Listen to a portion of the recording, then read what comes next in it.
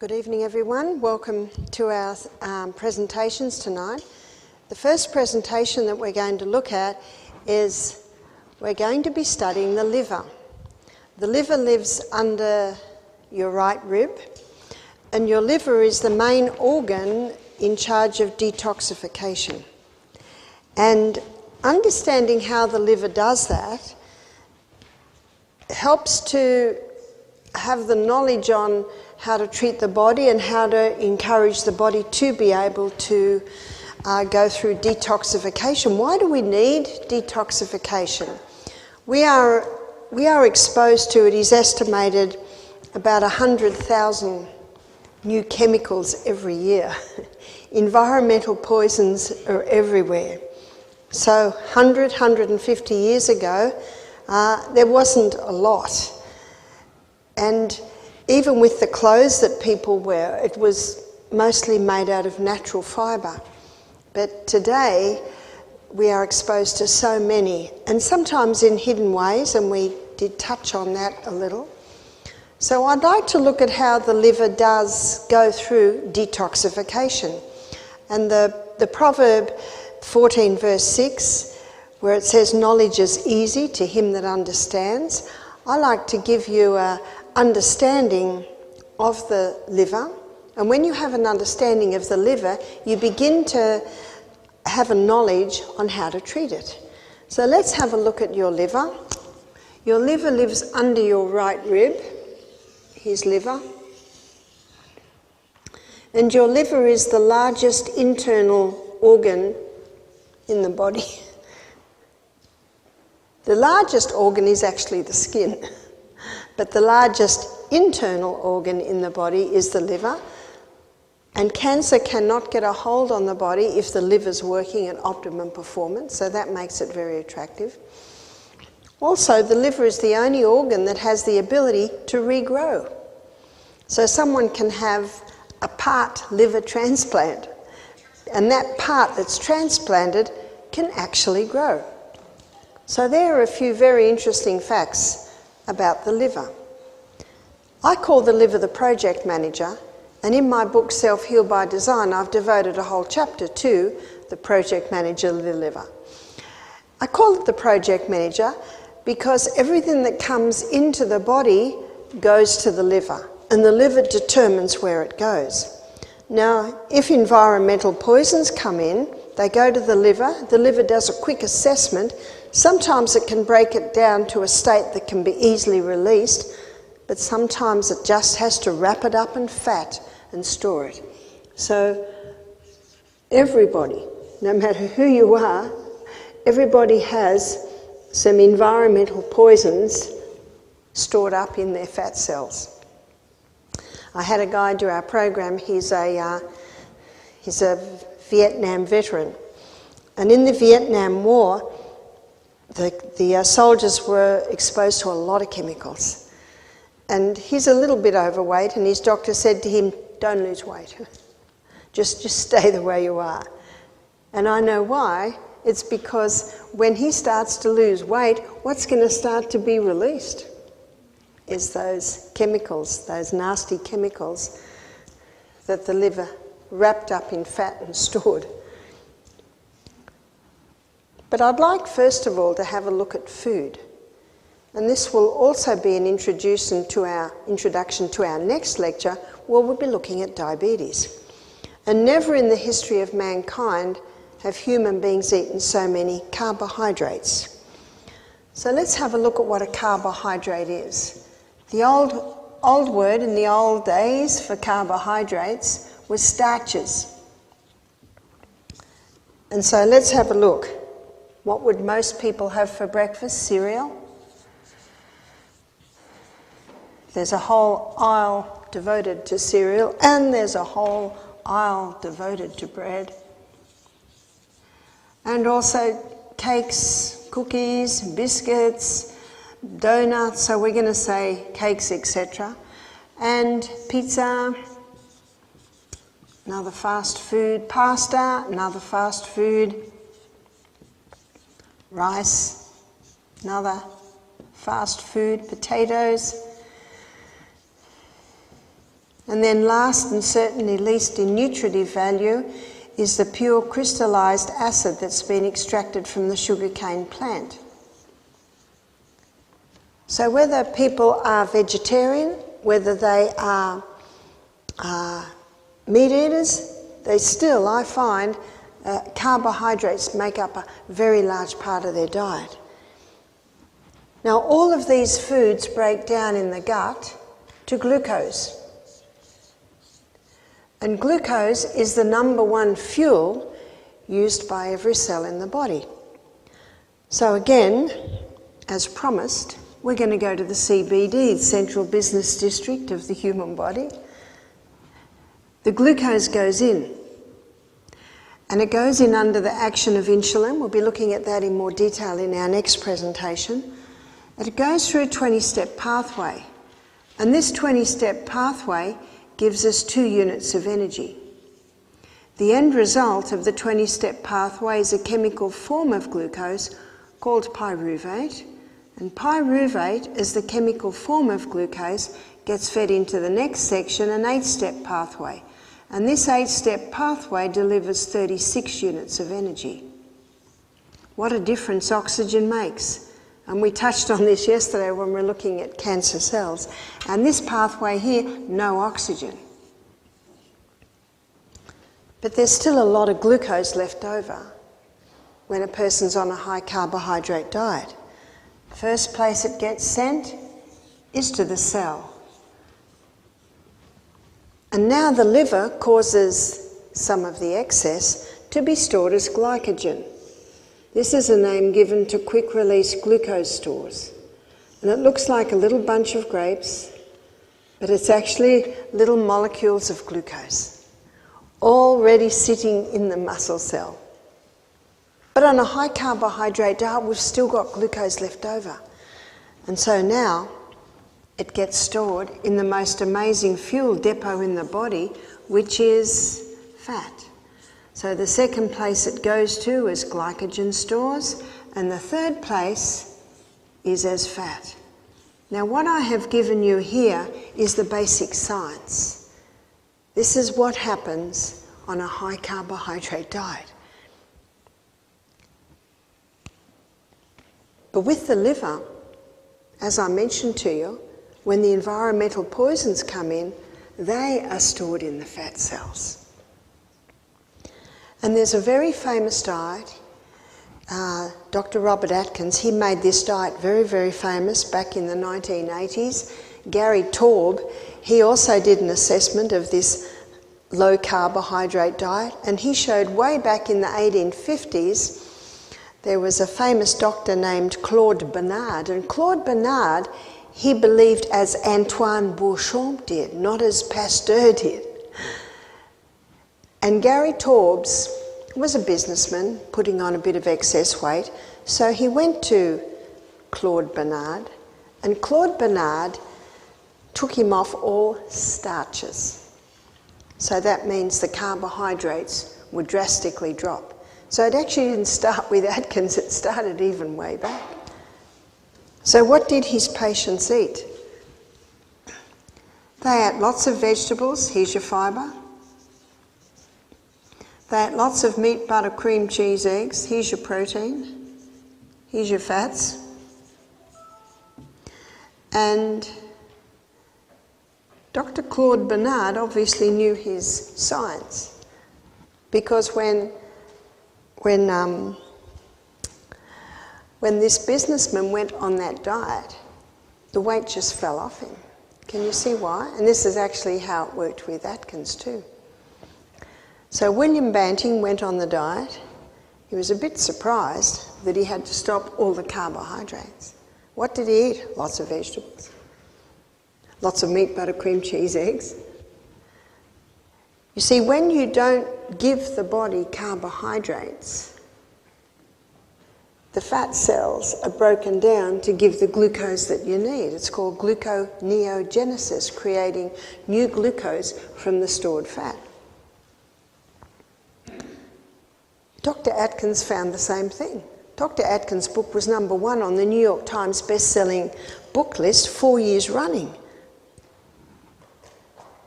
But aren't I a plant-based diet person? I am. And didn't Atkins use a lot of meat, butter, cream, cheese, eggs? He did, but his science was correct.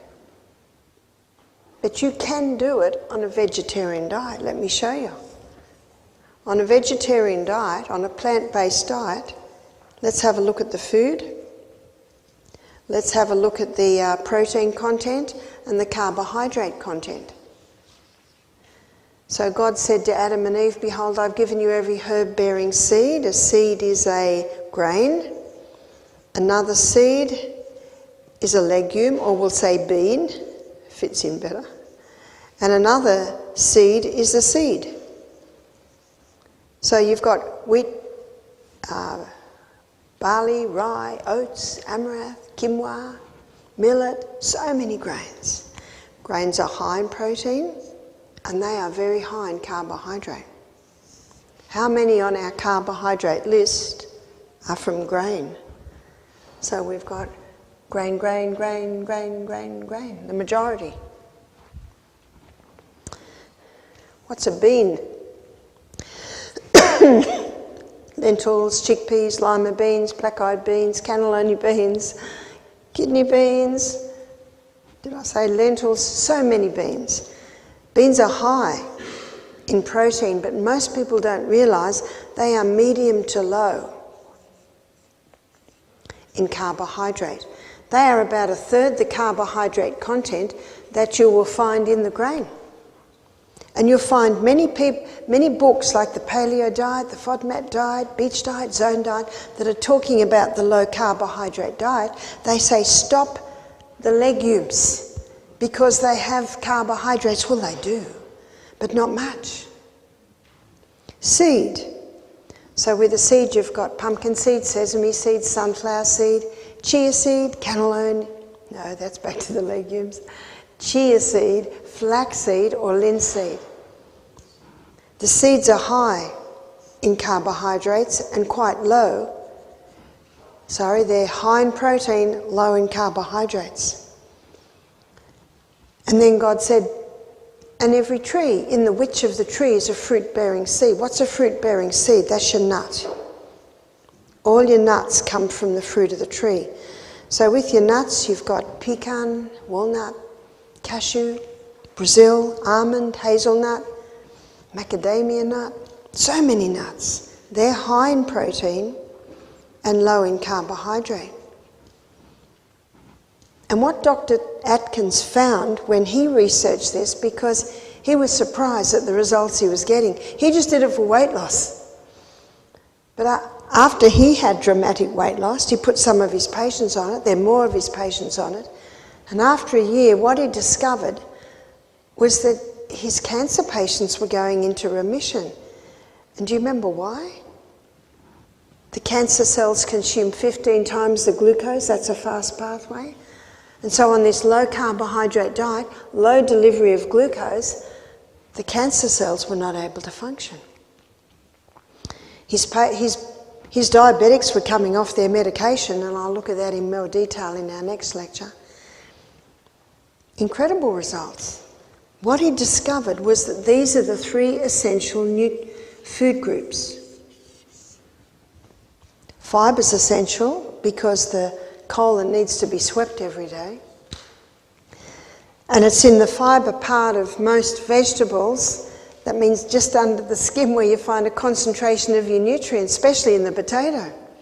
I'm so glad we don't peel potatoes anymore. Protein's an essential nutrient.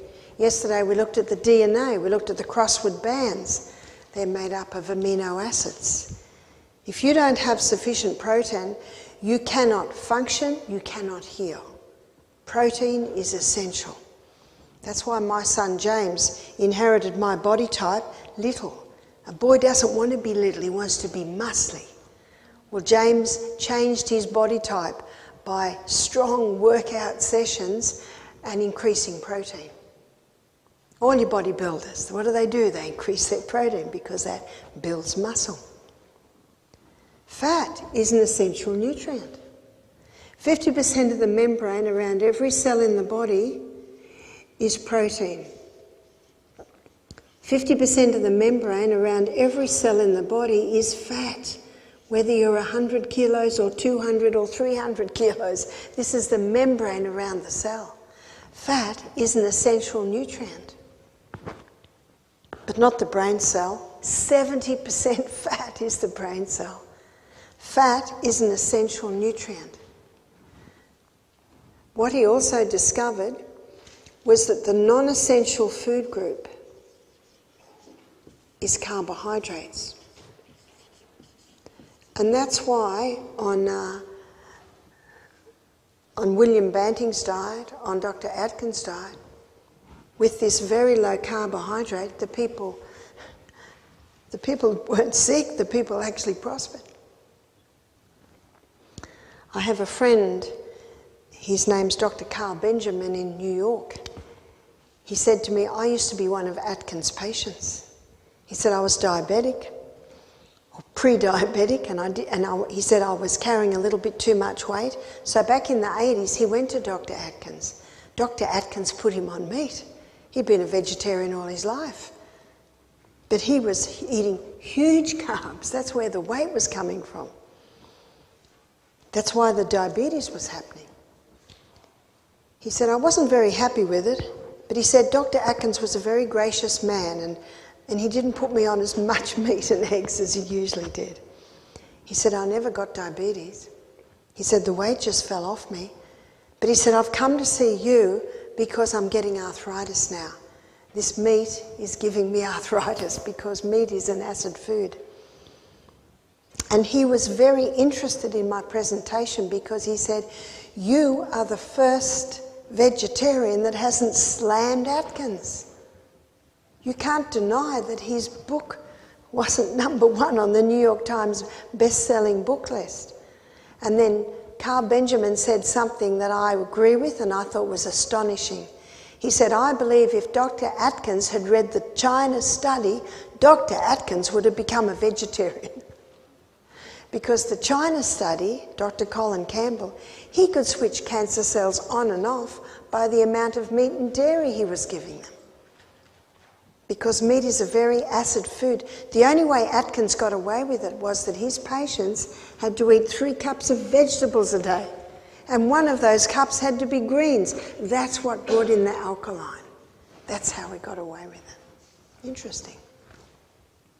I always want to know why. God put it into us, didn't he? There's always a reason. So I call it the modified Atkins. His theory was correct. But you can do superior by eating your beans, seeds and nuts every day, by eating lots of vegetables. Now, carbohydrates are not bad. I feel so sad when someone quotes me as saying carbohydrates are not bad. Of course they're not bad. It's only when they're overdone and refined. And I meet so many vegetarians that are having cereal and toast for breakfast, sandwiches for lunch, pasta for tea, or maybe they're having their main meal at lunch and having a lot of pasta and a lot of rice, a lot of potatoes. And their evening meal, that's right, you call it supper, is maybe a sandwich. Can you see high carbohydrate? And in my next lecture, I'll show you the carbohydrate that is the most dangerous, which is what they're all made out of. It's wheat. But we'll pursue that a little bit more in the next lecture. I'm going to show you why I have made such a startling statement. There is good reason. So, we have seen many prosper by going on this diet. So your carbohydrates, they're your negotiating part of the meal. And the negotiations change depending on your height, your weight, your size, your age, your sex. I eat much less carbohydrates now compared to when I was breastfeeding or pregnant. And of course my body's needs were more when I was breastfeeding or pregnant. And so that's your negotiating part of the meal. Never negotiate your fibre, protein and fat, because they're the 3 essentials. but negotiate your carbohydrate part of the meal. I was talking to my son James, he's big and muscly now. He still works out. He said, "Mum, this is exactly what bodybuilding.com say. Remember the athletes used to carb load? Not anymore, because the carb gives them a rush and then a dump. Whereas the fibre, protein and fat, that gives this steady, consistent delivery of fuel."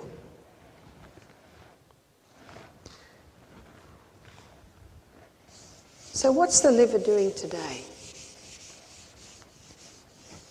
What's the liver doing today when someone has just begun a detox? So I'm going to show you what the liver does when a person goes through a detox.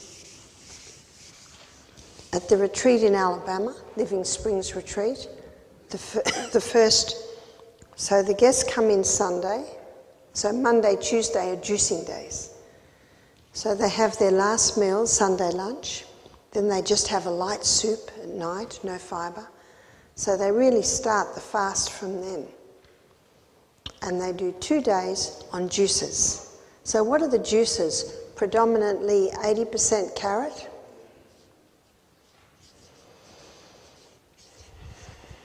and 20% celery. Sorry, the last 2 is 20. This is 10. 10% celery and 10% apple. Now this juice is called the vegetarian juice, sometimes nicknamed the vegetarian milk, because you could just about subsist on that. I met a lady whose baby could not take her breast milk, could not take any milk, not even nut milk or soy milk. And she went to a naturopath. This baby had a skin disease. And so the naturopath put the baby on this for milk. And the baby prospered on that. So what we do at Misty Mountain and also at Living Springs Retreat, these are the 5 juices in the day: 8 a.m, 10 a.m, 12 midday, 2 p.m, and 4 p.m. So they're the 5 juices that are served in a day. And they are predominantly carrot, celery and apple juice. Sometimes we do half carrot, half cucumber. Sometimes we do half carrot, half cucumber and put greens in. Sometimes we do 70% carrot, 10% celery, 10% apple and 10% beetroot, or you call it beet. So we do a few variations, and sometimes you put a little ginger in, and so they are predominantly, that is the juice. And as I take you through the 3 stages of the liver detox, you will understand why it is so important to do the juices.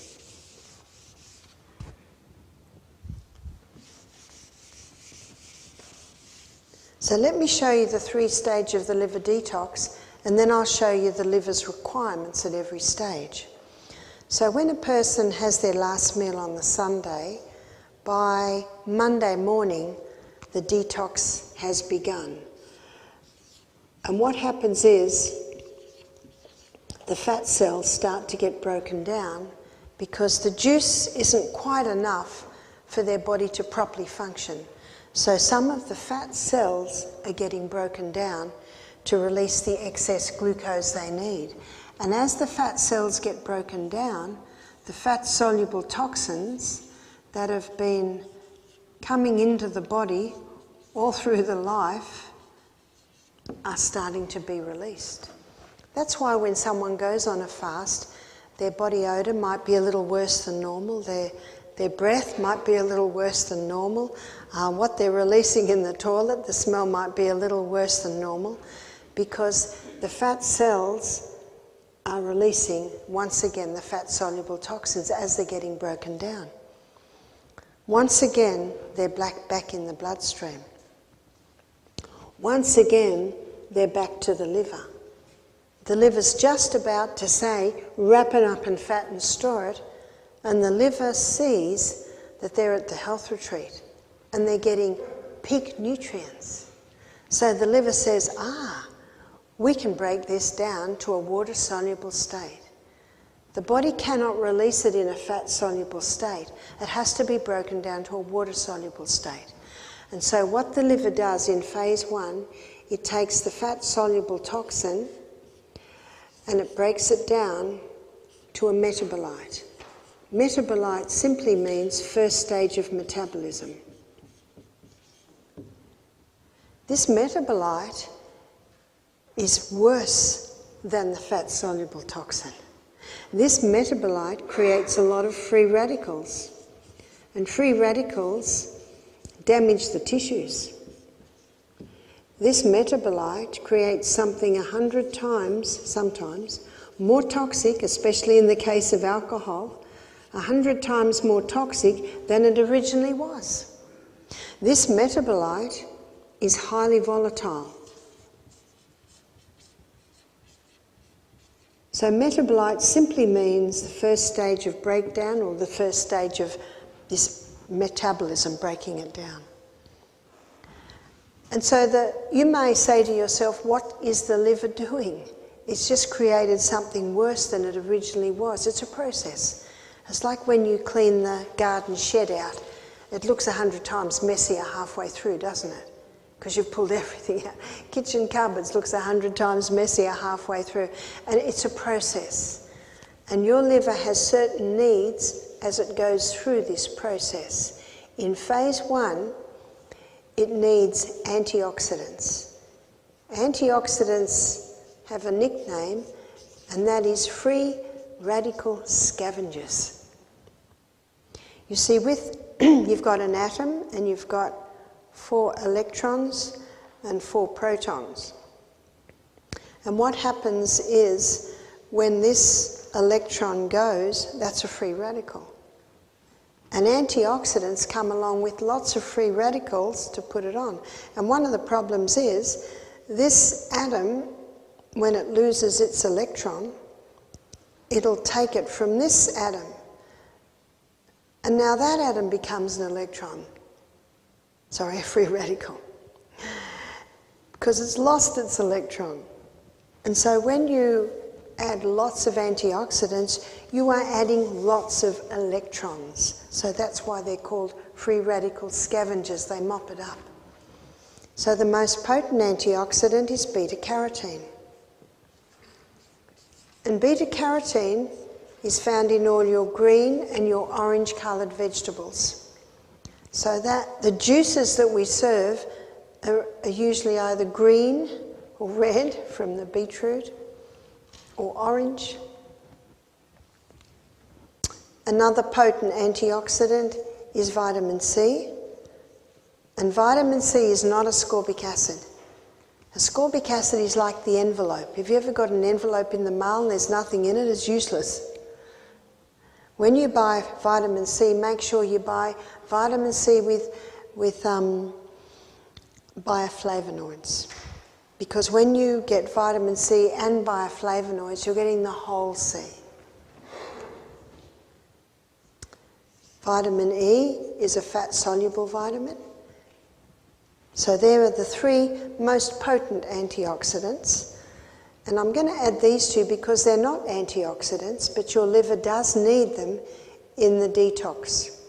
Minerals and vitamin B. At our retreats, we encourage our guests to have a crystal of Celtic salt with every glass of water because it has 82 minerals in it. Our juices are predominantly organic, so they're very high in minerals. At night we cook up a lot of vegetables and a lot of water, strain it, and the people are drinking that. We call it broth. It's very high in minerals. Within 36 hours of beginning of a detox program, phase 2 kicks in. In phase 2, the liver takes this highly toxic, highly volatile metabolite and it joins it together with amino acids. So the union of this highly toxic metabolite with the amino acids is actually a joining together The union of this highly toxic metabolite and the amino acids produces the water-soluble state. And in a water-soluble state, it can be easily released out of your body. So phase 2 needs, what's the needs of phase 2? Phase 2 needs protein. So what we do at our retreats, let me explain it. So you've got the 8, 10, 12, 2, 4 juices on Monday. And on Tuesday, you've also got the 8, 10, 12, 2 and 4 juices. On Monday, we serve a green barley, so I'm just going to put a G here, at 8, at 12, and at 4. On Tuesday, we serve it at 10 and 2.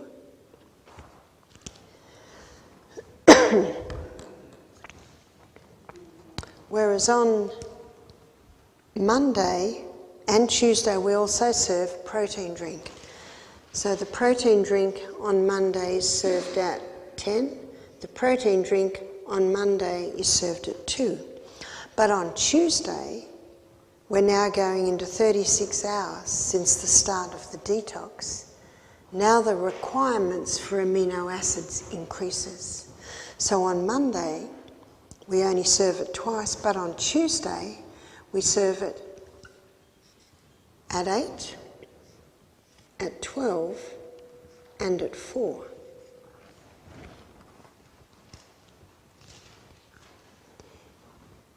If we have someone doing our program who's a farmer who's had a lot of exposure to chemicals, a printer who's had a lot of exposure to chemicals, a cleaner who's had a lot of exposure to chemicals, a Vietnam veteran who had a lot of exposure to chemicals, we serve protein every single juice, both days. Because what's coming out of them is so toxic, they need extra amino acids to mop it up. But we find the majority of people go well with this program. My attention was first brought to this, maybe 18 years ago now, because we've been running retreats for 23 years now. And I had a man do our program who was about 44. He'd had a bit of exposure to chemicals. And we did not used to do the protein at all, because at that stage I was unaware of that way the liver detoxifies. And on Tuesday at 2 o'clock, I get a call. Anton needs to speak to you immediately. I came in, I said, what is it, Anton? He said, I feel terrible. He said, I've got this terrible headache. I feel ill. He said, it's as if my body is just screaming out for some protein. I said, I hear you. Now, I didn't know why, but I've got to listen. His body's telling him he needs protein. So I went down and I made him a nice hefty protein drink, pea protein, almond milk, a bit of coconut cream. I saw him half an hour later. He said, thank you. That is so much better. Now, I went home that day thinking, why? Why did he respond so well to protein? It was another year before I discovered it. When I did my nutrition course, we studied the 3-phase of the liver detox every module. This is 10 modules. I have simplified it gratefully for you. This information has only been known since 2002. And this is why Dr. Atkins, he did not know about the 3-phase of the liver detox, but when you consider his diet, it had all the nutrients necessary to support the 3-phase of the liver detox. How many people include protein when they're on a fast? They don't. And we are dealing with more fat-soluble toxins than any generation who's ever lived on the planet. And I believe, and I see it in the retreats, we've had thousands of people come across our doors now. which was why it was interesting when I had to go to the tribunal because of the claims against me. I said, how can there be a crime when there's no victim? We've had thousands of people come through our doors, no complaints, but many people healed. And the people that put in the complaints about me, I've never met. In fact, my husband said it would never hold up in a court of law. But that costs a lot of money, doesn't it? But we have seen so many people heal. We have seen so many people go through this program very successfully. Since we have been introducing the protein. And because it's a pea protein, it is a pre-digested pea protein, we want to bypass digestion. Because if you have digestion, you're not fasting. And that's why we strain all the fibre out of everything, because you want to fast. Because when you go on a fast, the body starts to break down your fat cells. That's why it's often called a detox, a cleanse, because you're cleansing the body of the built-up environmental poisons. Phase 2 is followed by phase 3. In phase 3, the liver takes the water-soluble toxin and it releases it quite easily out via your sweat glands, via your urine, and also via your colon. It can be released quite easy as a fat soluble. I mean, it cannot be released as a fat soluble, but this 3 phase of the liver detox brings it down to a water-soluble state, and then it can easily be sweated out, urinated out via the colon. And it explains so much. It also explains why it is not a good idea to do a water fast today. It is not a good idea to do a 10-day fast today. Because we have got so many fat-soluble toxins built up in us. You are far better to do 2 days a week, every week, for a couple of months, than to do a 10-day water fast. I had a guest come to our program and she said, I did a 10-day water fast. She said, I just had full-on vomiting and diarrhea. And she said, my attendants told me I was going through a detox. I said, you are going through a liver crisis. Because if you don't supply the protein that the liver needs to mop up these toxic metabolites, you can lose up to 25% liver function loss. And we don't want to lose liver function. I had a lady from China attend our program.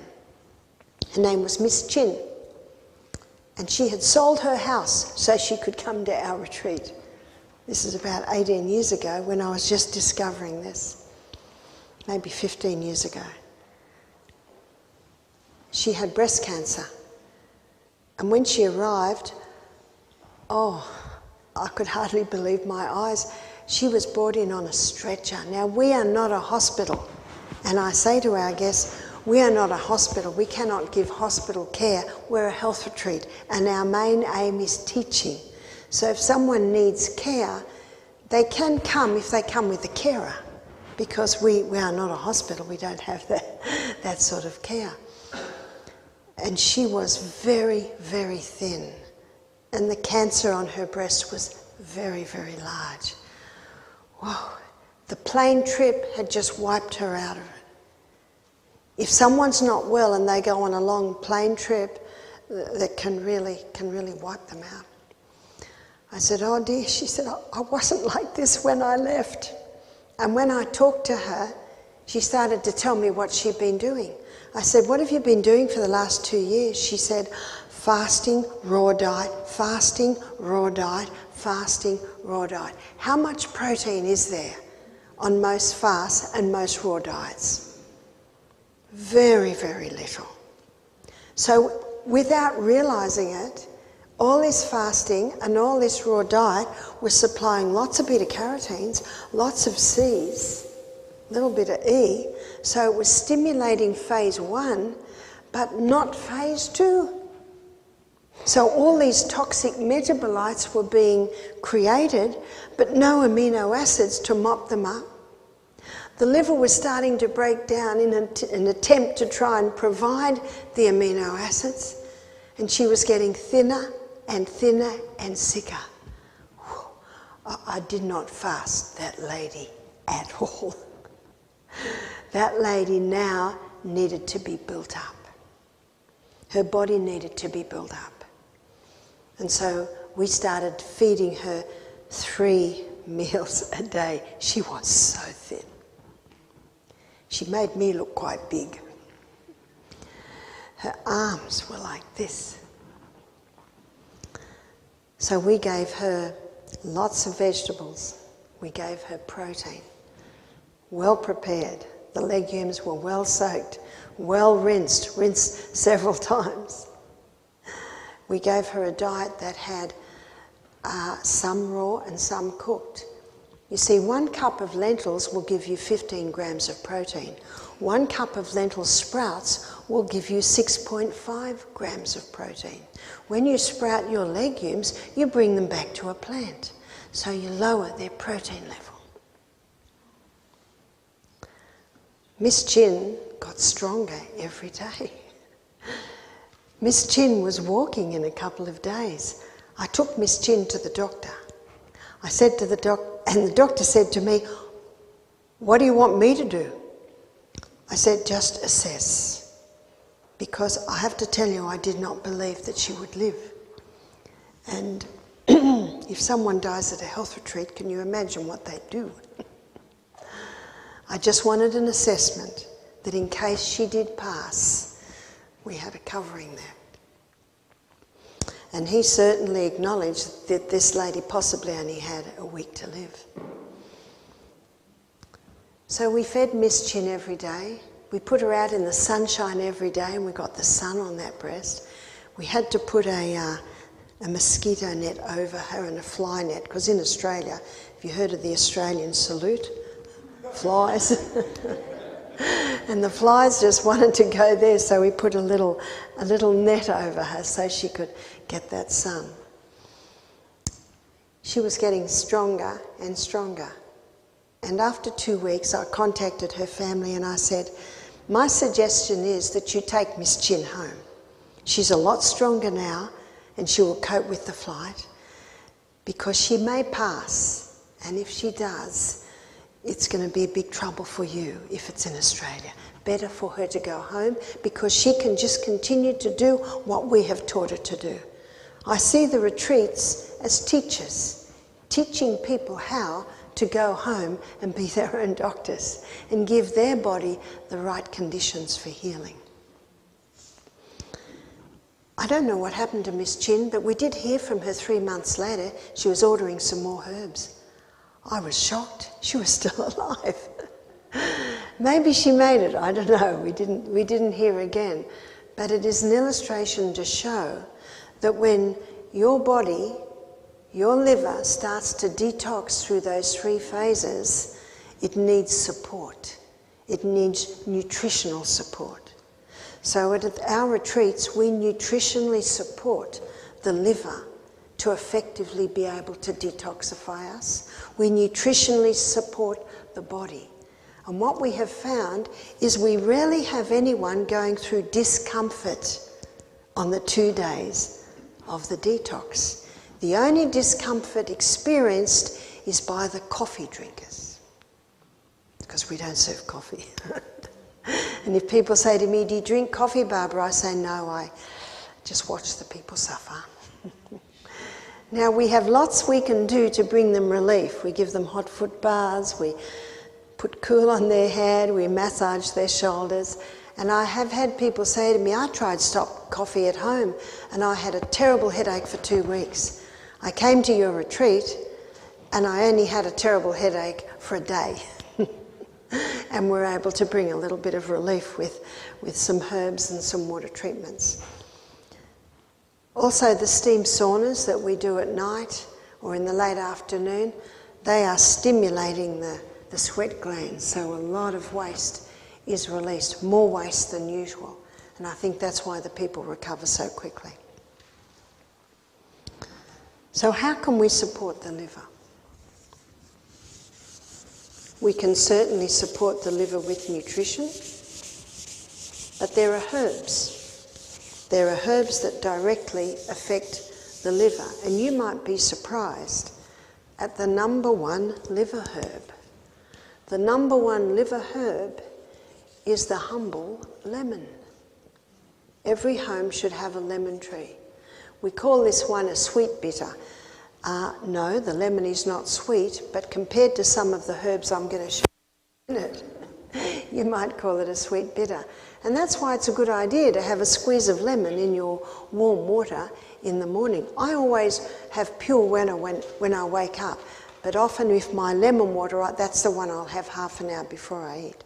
It's a wonderful tonic for the liver. Remember, the liver's a recoverable organ. Dandelion is a very bitter herb, and it can be used as the leaf or as the root. St. Mary's thistle, I think in the US you call it milk thistle. It's the same thing. It's a very bitter herb. Another bitter herb is gentian.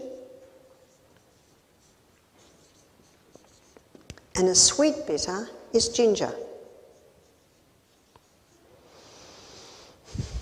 In my book, Self-Heal by Design, I give the recipe for a liver tea, and it uses these herbs.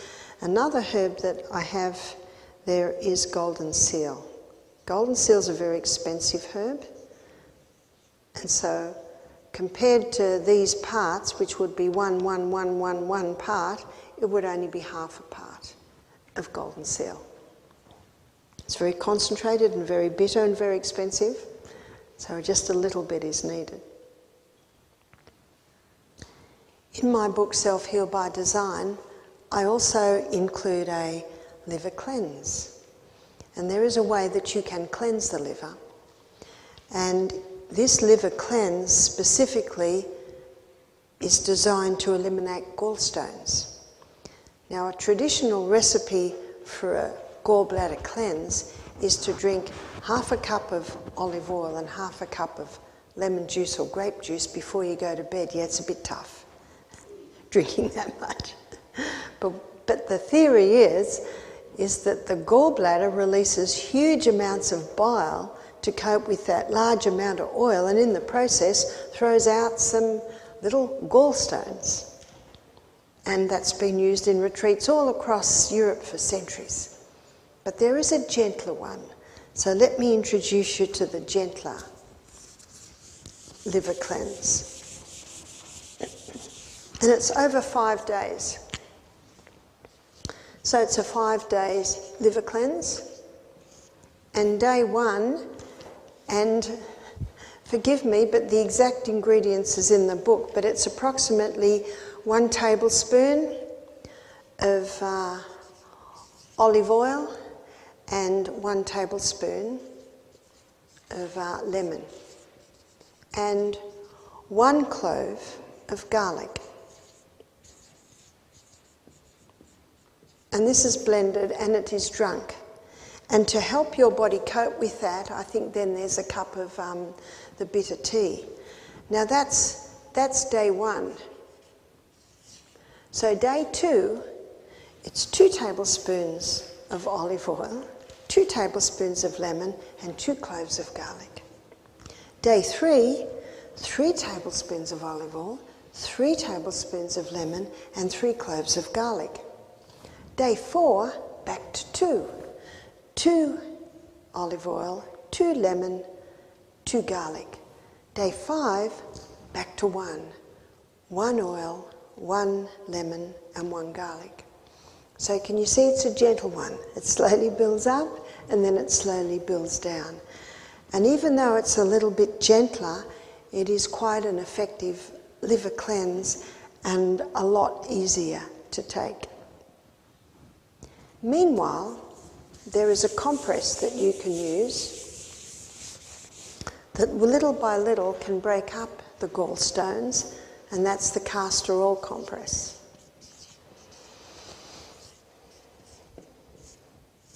And the castor oil compress is laid over the gallbladder liver area, which is under your right rib.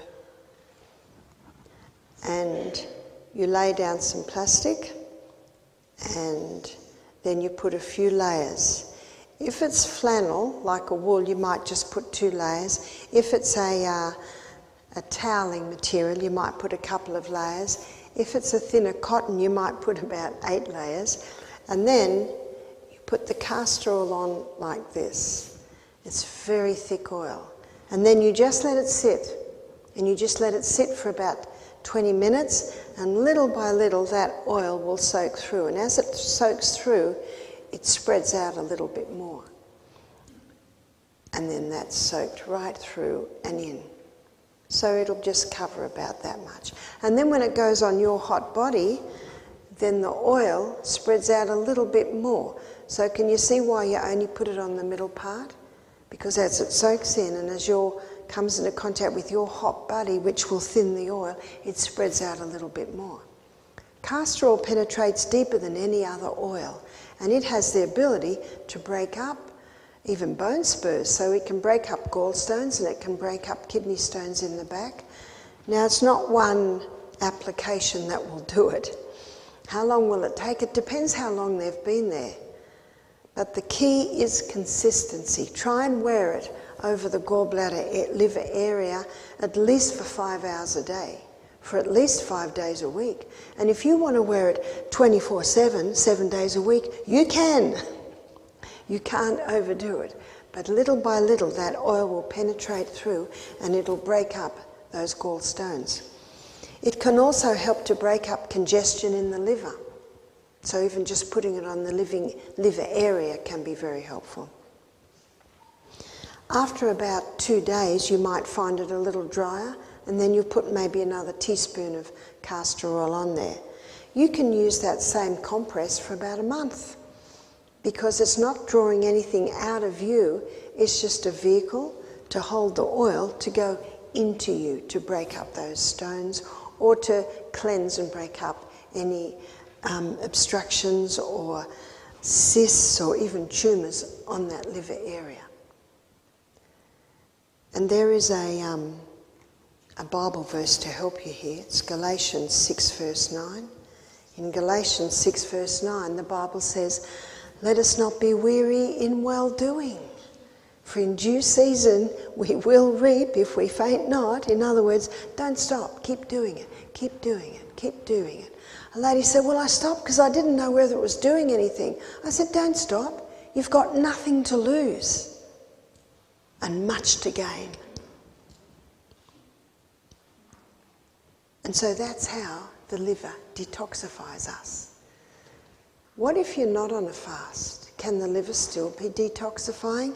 It can. It particularly does it in a fast.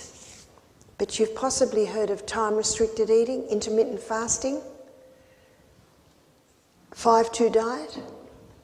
With intermittent fasting or the time-restricted eating, so look up TRE, time-restricted eating. It's the most popular way to eat today, and it's eating twice in a 24-hour period, 6 hours apart. So what that does is that gives an 18-hour fast every 24 hours. So some people choose to eat at 9 o'clock in the morning and 3 o'clock in the afternoon. And a lot of people that are retired eat like that because it's very easy, especially if they're gardeners. They'll garden until the heat of the day, and then they'll have their breakfast and then their main meal mid-afternoon. It doesn't suit everyone, because if people are going to school or going to work, they have to have their breakfast before they leave, and that might be 7 in the morning. Then they have to have their lunch. Their lunch is between 12 and 1. So if they do want to do this, they make breakfast and lunch more substantial. How do you make it more substantial? Your 3 essentials: fibre and protein and fat. So if you make breakfast and lunch more substantial, and by the way, these are the 3 foods that keep the food in the stomach longer, then just have the evening a bit lighter. And if you want to continue that 18-hour fast, your evening might be a thin soup. It might be a vegetable juice. Then you would not be having the fibre, and you'd definitely be doing that 18-hour fast. And some people will just do the weekend on the time-restricted eating because they have to have an early breakfast and a midday lunch, and then some might need a little something at night. So it's basically up to you. But when you implement that time-restricted eating and have that 18-hour fast, your body's constantly allowing your liver to do that little bit of a detox. And little by little by little, it lets go of the environmental poisons that have been built up over many years.